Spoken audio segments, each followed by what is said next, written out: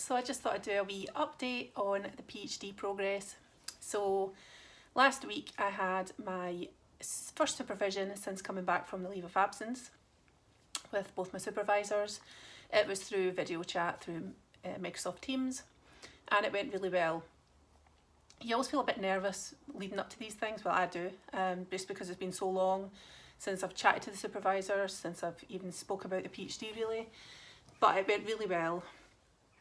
They're very supportive, they're very aware of my health issues, and you know, they're kind of looking to me for a bit of guidance as to, they don't want to push me too much, but they need to know what I kind of need from them.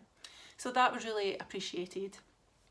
So I told them that what I did need from them was a bit of pressure. Like obviously if my health's too bad, then you know, I can only do what I can do. But I felt like I needed just that little bit of pressure to push me on. So they've given me a deadline for the 10th of December to do a first draft of the first findings chapter. So really glad that happened, really glad that I have that focus now to work towards, and I'm not just sort of, you know, chipping away at bits here and there that are maybe not really making much of a dent in the thesis really overall. It was also really encouraging to hear that, so one supervisor said that, you know, I've actually got more written than what I think I have, and that if I actually look at that, I will probably find, I've probably surprised myself. And I was like, I know I have got some stuff written. I've kind of looked over the stuff I'd written, and I know that I've got stuff there that I'd initially thought would have done for the literature review that probably will be better in the introduction. But there will be some stuff there that I can use in the literature review. But when I come off the phone, so we'd also discussed maybe changing around the findings chapters to make them a bit more simple, just because of my health issues.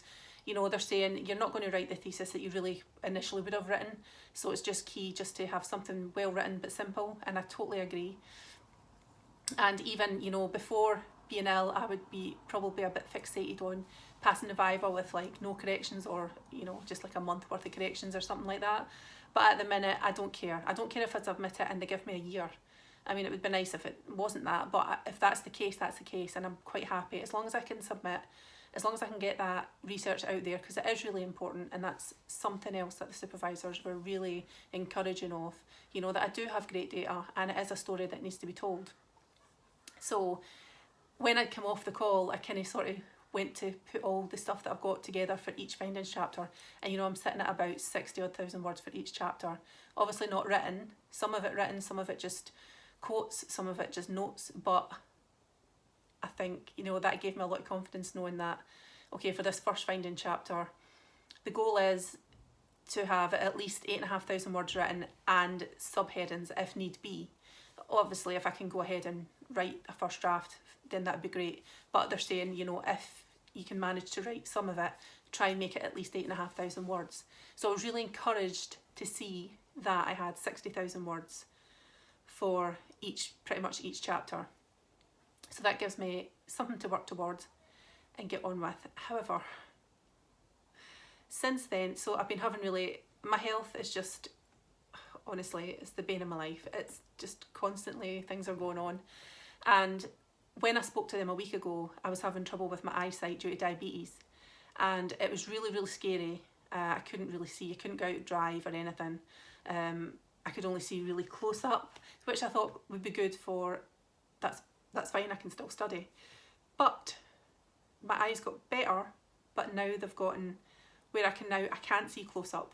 So I'm having to take my glasses off and hold the phone right up to my nose just to be able to read it, and it's just giving me constant eye strain. So studying at the minute, you know, to sit in front of a laptop and go through and try and write a findings chapter, I'm really loath to do just because the strain is causing me. I don't want to do further damage. I've also had some more bad news come in with my health. You know, it's just like every sort of scan that's taken seems to find something.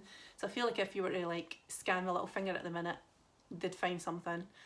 But, you know, I'm trying to stay positive, which is great, but it's just so frustrating that I really wanted to get on and get this findings chapter done while I was so motivated after that conversation with my supervisors. And you know, there is that element, I don't want to let them down. I mean, I totally understand that my health comes first, and I will make sure my health comes first. But I just want to get this written, you know, I want to get into it. So it's really frustrating that this has happened again with my eyes. Another thing that was brought up during the supervision was that an MPhil is a possibility.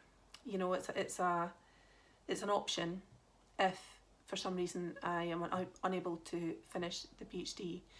So I've said that, you know, I absolutely do not want to go down that route. I want to get my PhD, but given that things keep going wrong with my health, if something really went to the extent that I really could not do this, then it's good to know that that is an option. But like I said, it's not an option that I want to take. I want to finish the PhD and do what I set out to do, to really get this research out there. It is really important. The participants, I really do want their voices to be heard. It's just such important research.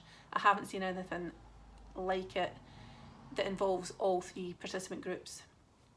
So I really, really, really want to do this. So I'm going to hope that